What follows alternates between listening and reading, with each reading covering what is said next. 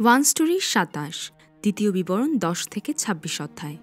মোশির দ্বিতীয় উপদেশকে কেন্দ্র করে। মোশির প্রথম উপদেশ শেষ হওয়ার পর এটি মোশির দ্বিতীয় উপদেশ।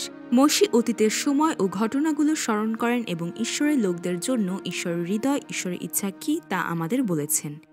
ইসরায়েল, তোমার প্রভু ঈশ্বর তোমার কাছে কি চান? ঈশ্বর যেমন আদেশ দিয়েছিলেন, মোশি আকুলভাবে বললেন, এখন হে ইসরায়েল, তোমার ঈশ্বর সদাপ্রভু তোমার কাছে কি চান? কেবল এই যেন তুমি আপন ঈশ্বর সদাপ্রভুকে ভয় করো, তাহার সকল পথে চলো ও তাহাকে প্রেম করো, এবং তোমার সমস্ত হৃদয় ও তোমার সমস্ত প্রাণের সহিত তোমার ঈশ্বর সদাপ্রভুর সেবা করো। অদ্য আমি তোমার মঙ্গলার্থে সদাপ্রভুর যে যে আজ্ঞা ও বিধি তোমাকে দিতেছি, সেই সকল যেন পালন করো। দ্বিতীয় বিবরণ ১০ অধ্যায় ১২ থেকে ১৩ পদ। বলা হয়েছে যে ঈশ্বর যা চান তা হল ঈশ্বরকে ভয় করা, ঈশ্বরকে ভালোবাসা এবং সমস্ত হৃদয় ও মন দিয়ে তার সেবা করা। আবার ঈশ্বরের সে ভালোবাসা বাতাসে উড়ে যাওয়া কোনো সাধারণ চিৎকার নয়।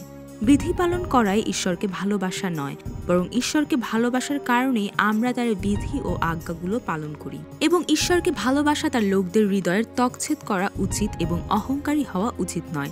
এছাড়াও ঈশ্বরের ভালোবাসা প্রতিবেশীদের ভালোবাসা এবং অনাথ, বিধবা ও বিদেশীদের ভালোবাসার মাধ্যমে প্রকাশ পায়। তোমার প্রভু ঈশ্বরের চোখ সর্বদা এর উপরে রয়েছে। ঈশ্বর যেমন আদেশ দিয়েছিলেন, মোশি বললেন, তোমরা যে দেশ অধিকার করিতে পার হইয়া যাইতেছ সেটি পর্বত ও উপত্যকা বিশিষ্ট দেশ এবং আকাশের বৃষ্টির জল পান করে। সেই দেশের প্রতি তোমার ঈশ্বর সদাপ্রভুর মনোযোগ আছে। বৎসরের আরম্ভ অবধি বৎসরের শেষ পর্যন্ত তাহার প্রতি নিরন্তর তোমার ঈশ্বর সদাপ্রভুর দৃষ্টি থাকে। কনান দেশ হলো এমন একটি দেশ যা বৃষ্টি শুষে নেয়। যেখানে বৃষ্টি প্রবাহিত হয় তা মরুভূমিতে পরিণত হয়, কিন্তু যে দেশ বৃষ্টি শুষে নেয় সেখানে নিয়মিত বৃষ্টি হলে তা উর্বর হতে পারে। এছাড়াও কনান দেশ হলো যেখানে ঈশ্বর সর্বদা যত্ন নেন এবং দেখেন। এটি ঈশ্বরের সামনে ঈশ্বরের সাথে চলা এবং ঈশ্বরের মধ্যে বাস করার স্থান। তাই যদি তারা ঈশ্বরের আদেশ মেনে চলে, ঈশ্বরকে ভালোবাসে এবং সমস্ত হৃদয় ও মন দিয়ে ঈশ্বরের সেবা করে, তবে ঈশ্বর ঋতু অনুযায়ী দেশে বৃষ্টি দেবেন, যাতে তারা শস্য, নতুন মদ, জলপাই, তেল এবং তাদের গবাদি পশুর জন্য মাঠে ঘাস পায় এবং তারা খেয়ে তৃপ্ত হবে। ঈশ্বরের লোকদের মনে রাখতে হবে যে এই সমস্ত কিছু ঈশ্বরের কাছ থেকে এসেছে। যদি তাদের হৃদয় প্রতারণা করে এবং তারা অন্য কোনো দেবতার সেবা করে বা প্রণাম করে, তবে ঈশ্বর আকাশ বন্ধ করে দেবেন যাতে বৃষ্টি না হয়, মাটি শস্য উৎপাদন না করে এবং লোকেরা সেই দেশে ধ্বংস হয়ে যাবে। ঈশ্বরের লোকদের ঈশ্বরের বাক্যকে তাদের হৃদয় ও মনে স্থির রাখতে হবে, তাদের হাতে চিহ্ন হিসেবে বেঁধে রাখতে হবে এবং তাদের কপালে বেঁধে রাখতে হবে, এবং তাদের সন্তানদের শেখাতে হবে তারা বসে থাকুক বা পথে চলুক, শুয়ে থাকুক বা উঠুক, এবং তাদের বাড়ির দরজার চৌকাঠে এবং ফটকে লিখে রাখতে হবে, যাতে তা সর্বদা মনে রাখা যায়। এইভাবে তারা ঈশ্বর তার লোকদের জন্য যা করেছেন তা ভুলবে না। বুঝতে পারবে যে তারা ঈশ্বরের স্তরে পৌঁছাতে পারে না। যেমন আমরা আগেই বলেছি, তাই তারা ঈশ্বরকে আরও বেশি কামনা করবে। এইভাবে তারা ঈশ্বরকে হৃদয় দিয়ে ঈশ্বর হিসেবে সেবা করতে সক্ষম হবে এবং ঈশ্বর তার লোকদের যত্ন নেবেন এবং ঈশ্বরের দেশে তাদের ভালোবাসবেন।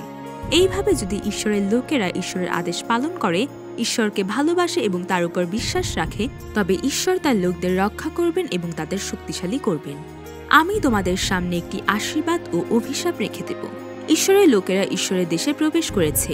এখন দুইটি পথ রয়েছে। ঈশ্বর লোকদের সামনে আশীর্বাদ ও অভিশাপ রেখেছিলেন। ঈশ্বরের আদেশ শুনে ঈশ্বরকে ভালোবাসা এবং ঈশ্বরের শক্তিতে বাস করা, ঈশ্বরের লোক হিসেবে আশীর্বাদ প্রাপ্ত হওয়া, অথবা ঈশ্বরের আদেশ ত্যাগ করা, বিদেশি দেবতাদের সেবা করা, ঈশ্বরের বিরুদ্ধে বিদ্রোহ করা, শাস্তি হিসেবে ঈশ্বরের অভিশাপ প্রাপ্ত হওয়া এবং ধ্বংস হওয়া। তাই ঈশ্বরের দেশে তাদের অবশ্যই সমস্ত বেদি ধ্বংস করতে হবে, স্তম্ভগুলি ভেঙে ফেলতে হবে, পুড়িয়ে ফেলতে হবে এবং ছিন্নভিন্ন করতে হবে।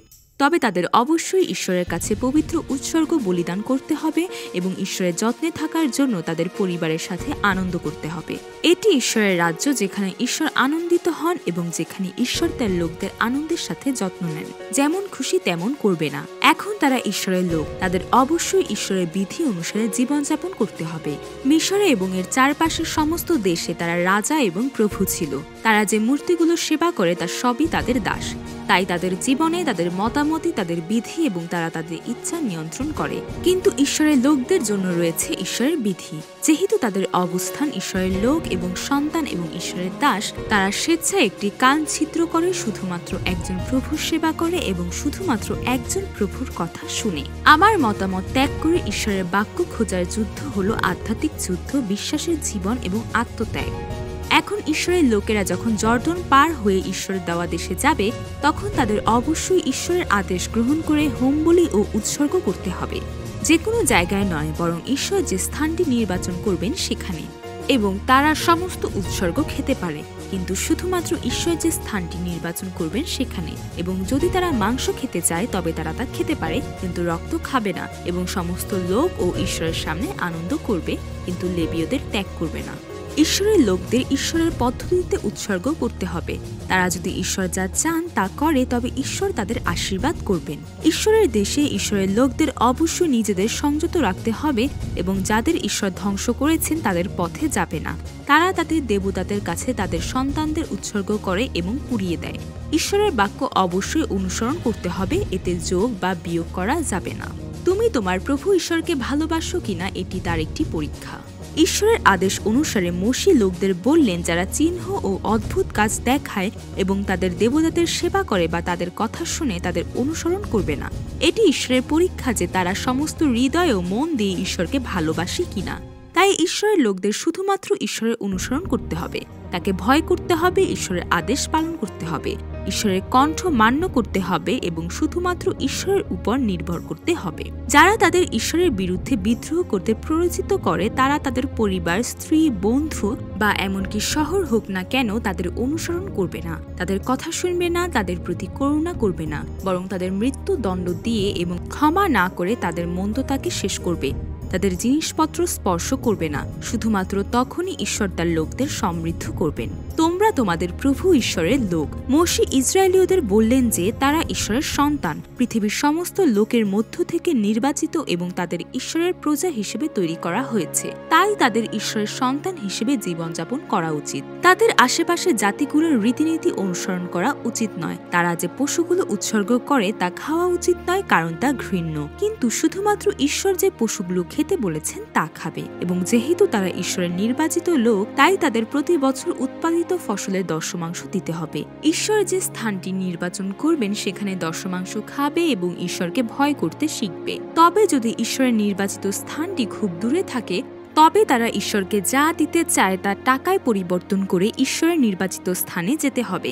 তাদের হৃদয়ে যা খেতে চায় তা কিনে ঈশ্বরের সামনে আনন্দ করতে হবে। এছাড়া প্রতিটি শহরে বসবাসকারী লেবীয়দের কোনো অংশ বা উত্তরাধিকার নেই। তাই তাদের ভালোভাবে যত্ন নিতে হবে এবং ফেলে দেওয়া যাবে না।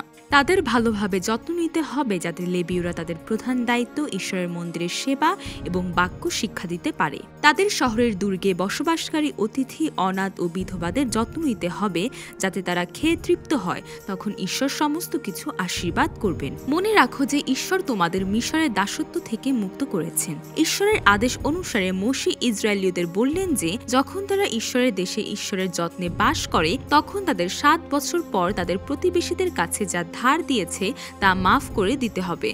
প্রথম দেখায় মনে হতে পারে যে তারা ক্ষতিগ্রস্ত হচ্ছে, কিন্তু যদি তারা শুধুমাত্র ঈশ্বরের কথা শোনে, ঈশ্বরের দেওয়া সমস্ত আদেশ অনুসরণ করে এবং দরিদ্র ভাইদের যত্ন নেয়, তাদের প্রতি কোনো মন্দ চিন্তা না করে বা মন্দ দৃষ্টিতে না দেখে এবং যত্নের হৃদয় দিয়ে তাদের গ্রহণ করে, তবে ঈশ্বর বলেছেন যে তিনি অবশ্যই তাদের আশীর্বাদ করবেন।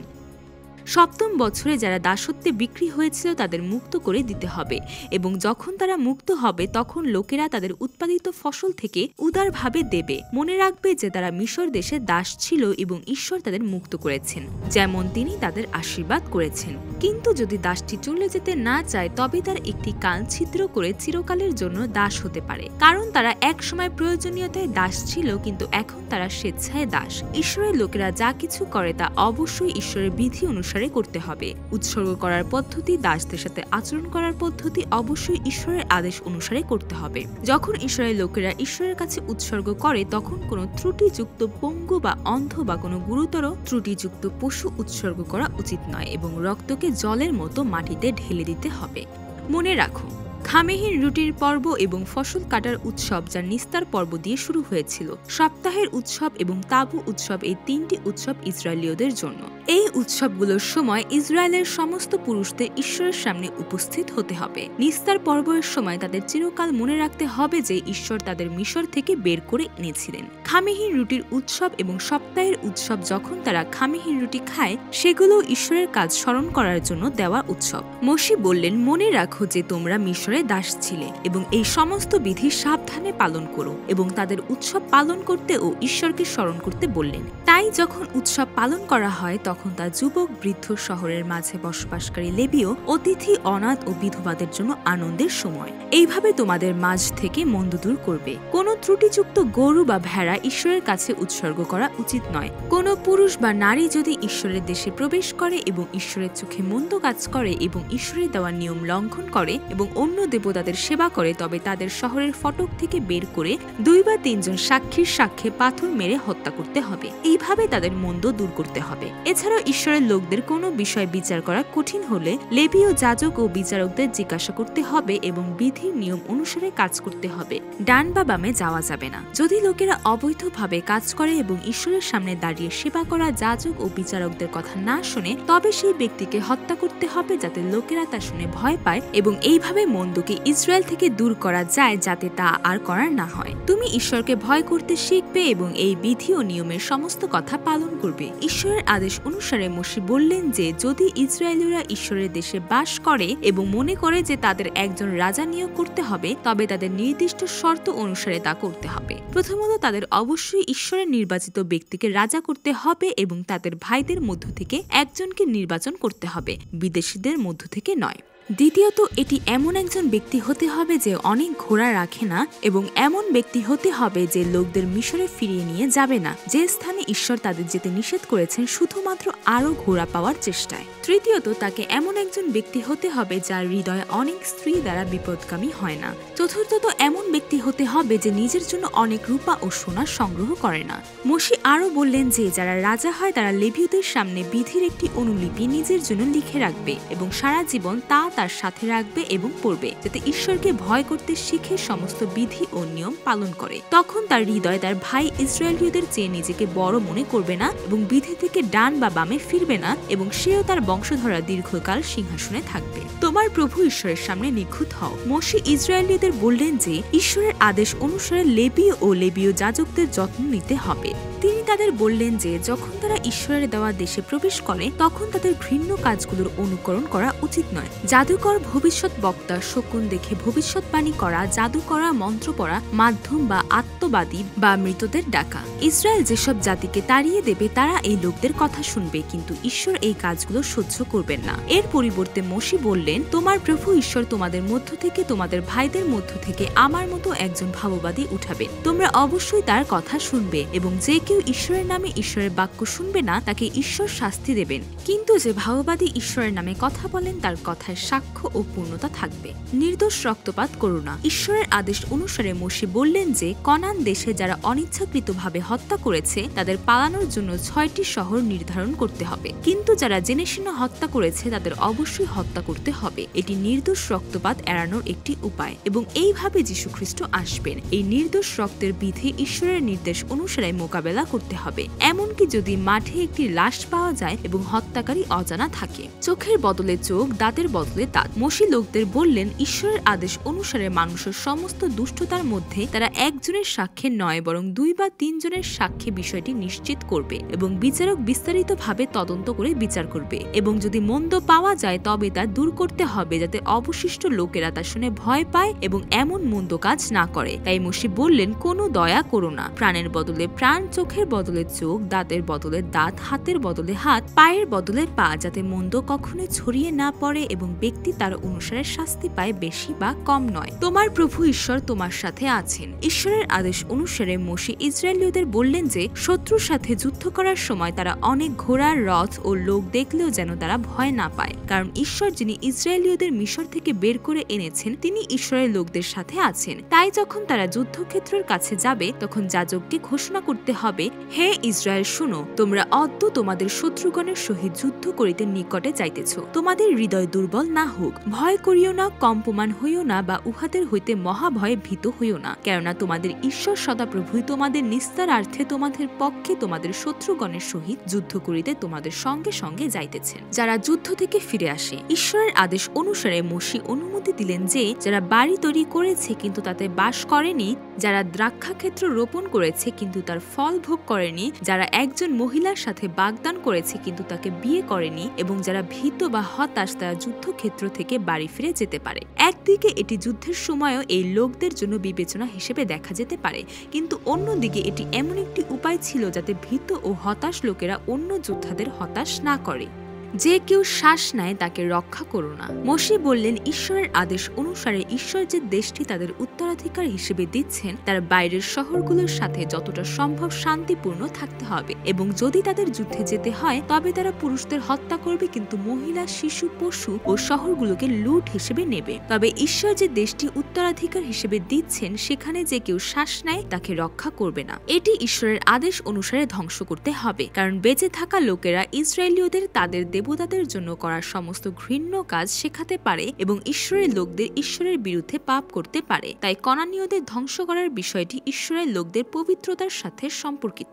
ঈশ্বরের বিধি ঈশ্বরের নিয়ম। পূর্বে প্রদত্ত বিভিন্ন নিয়ম ও বিধি ছাড়াও মসি ইসরায়েলীয়দের কাছে নাগরিক বিধি এবং জীবনযাত্রার নিয়ম সম্পর্কে বললেন। এগুলো এমন স্বতন্ত্র বিধি ছিল যা প্রতিবেশী অজাতীয়দের ছিল না এবং শুধুমাত্র ঈশ্বরের লোকদেরই ছিল। মসি ক্রমাগত আধ্যাত্মিকভাবে সতর্ক করলেন। ঈশ্বরের বিভিন্ন বিধি দান করলেন, বিশেষ করে বন্দী নারী, জ্যেষ্ঠ পুত্র, দুষ্ট ও অবাধ্য পুত্র, গাছে ঝুলানো অভিশপ্ত দেহ, হারানো পশু ও মালিকহীন বস্তু, পুরুষ ও নারীর পোশাক পরিবর্তন না করা, মা ও বাচ্চা পাখি না নেওয়া, পশম ও সূক্ষ্ম সুতা একসাথে বুনন না করা, তাদের পরিধান করা চাদরের 4 কোণে ফিতা, বিবাহিত স্ত্রীর কুমারিত্ব, যখন একজন পুরুষ একজন বিবাহিত নারীর সাথে ঘুমায় বা একজন বাগদত্তা নারী একজন পুরুষের সাথে ঘুমায়, এবং যখন একজন শহরের বাইরে ধর্ষিত হয়, এবং যখন একজন অবাগদত্তা নারী একজন পুরুষের সাথে ঘুমায়, তার মায়ের সাথে ঘুমানো, যারা ঈশ্বরের সাধারণ সভায় প্রবেশ করতে পারে না, শত্রুদের বিরুদ্ধে যুদ্ধে যাওয়ার সময় শিবিরকে পবিত্র রাখা ও পরিষ্কার থাকার প্রয়োজনীয়তা, প্রভু থেকে পালানো দাস, পতিতাবৃত্তি ও পুরুষ পতিত,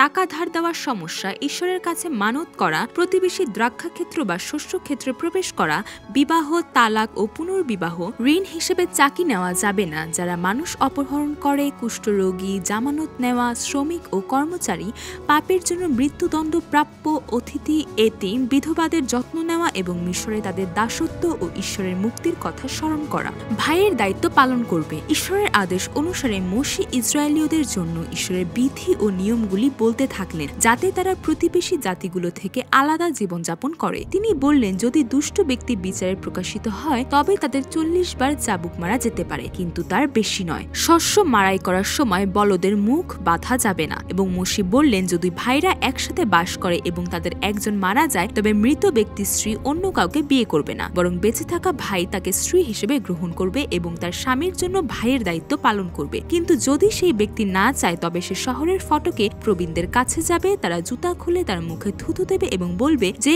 ব্যক্তি তার ভাইয়ের বংশ রক্ষা করে না তার সাথে এই রূপ করা হয়। এই ব্যবস্থার অনুরূপ ঘটনা হলো জিহুদার পুত্র ও পুত্রবধূ তামরের ঘটনা এবং বোয়াস ও রুতের ঘটনা। এছাড়াও মসি বললেন, যখন 2 পুরুষ লড়াই করে এবং একজন পুরুষের স্ত্রী অন্য পুরুষের গোপন অঙ্গ ধরে, তখন সেই স্ত্রী লোকের হাত কেটে ফেলা হবে। এছাড়া তিনি ন্যায্য ওজন ও পরিমাপ ব্যবহার করার কথা বলেন। আমালেকের স্মৃতি পৃথিবী থেকে মুছে ফেলো। ঈশ্বরের আদেশ অনুসারে মসি ইসরায়েলীয়দের বললেন, মিশর থেকে বের হওয়ার সময় আমালেক কি করেছিল তা স্মরণ করতে। মসি তাদের বললেন যে আমালেক ইসরায়েলীয়দের পিছনে পড়ে থাকা দুর্বল ও ক্লান্ত লোকদের আক্রমণ করেছিল এবং ঈশ্বরকে ভয় করত না। তাই ইসরায়েলীয়দের উচিত তাদের ধ্বংস করতে ভুলে না যাওয়া। ঈশ্বরের দেওয়া দেশে প্রবেশ করার সময় তাদের কোনো চিহ্ন না রেখে ধ্বংস করা। ইসরায়েলীয়দের মিশর থেকে বের হওয়া সম্পর্কে ঈশ্বর বলেছিলেন, আমি আকাশের নিচ থেকে আমালেকের নাম সম্পূর্ণভাবে মুছে ফেলব এবং তিনি প্রজন্ম থেকে প্রজন্ম ধরে আমালেকের বিরুদ্ধে যুদ্ধ করবেন। আমালেক শয়তানের মতো,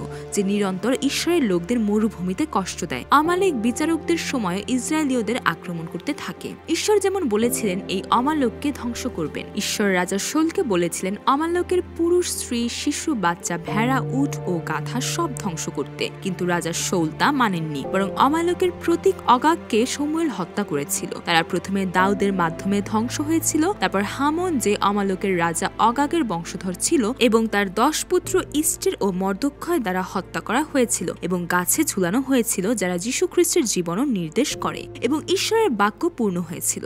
মরুভূমি মরুভূমির যুদ্ধ কখনোই থামবে না, কিন্তু বিজয় নিশ্চিতভাবে ঈশ্বরের সাথে থাকবে। এবং বাইবেল বলে যে আমাদের যুদ্ধ মাংস ও রক্তের বিরুদ্ধে নয়, বরং আকাশ ও অন্ধকার জগতের শাসকদের বিরুদ্ধে, দুষ্ট আত্মাদের বিরুদ্ধে। সমস্ত হৃদয় ও মন দিয়ে তা করো। ঈশ্বরের আদেশ অনুসারে মোশে ইসরায়েলীয়দের বললেন যে যখন তারা ঈশ্বরের দেওয়া দেশে প্রবেশ করে এবং ভূমির প্রথম ফল সংগ্রহ করে, তখন তারা তা ঈশ্বরের নির্দেশিত স্থানে নিয়ে গিয়ে যাজকদের বলবে, আমি আজ তোমার প্রভু ঈশ্বরের কাছে ঘোষণা করছি যে আমি সেই দেশে এসেছি যেটি আমাদের পূর্বপুরুষদের দেওয়ার জন্য প্রভু শপথ করেছিলেন। এবং তাদের উচিত তাদের মিশর থেকে বের হওয়ার ইতিহাস স্মরণ করা এবং তাদের পরিচয় ও ঈশ্বরের যত্ন ও কাজগুলি মনে রাখা। তাদের ঈশ্বরের উপাসনা করা উচিত। লেবীয় ও বিদেশীদের সাথে ঈশ্বরের দেওয়া আশীর্বাদের জন্য আনন্দ করা এবং তাদের সম্পত্তির দশমাংশ দেওয়ার পরে অনাথ, বিধবা, লেবীয় ও বিদেশীদের সাথে জিনিস ভাগ করে নেওয়া উচিত। ঈশ্বরের আদেশ অনুসারে এই কাজগুলি করার পরে তারা বলবে, আমরা আমাদের প্রভু ঈশ্বরের আদেশ পালন করেছি। ঈশ্বর আমাদের যে আদেশ করেছিলেন আমরা সবই করেছি। ঈশ্বর পবিত্র বাসস্থান স্বর্গ থেকে তাকান এবং তার লোক ইসরায়েল ও আমাদের পূর্বপুরুষদের কাছে শপথ করে দেওয়া দেশটিকে আশীর্বাদ করুন, যে দেশে দুধ ও মধু প্রবাহিত হয়।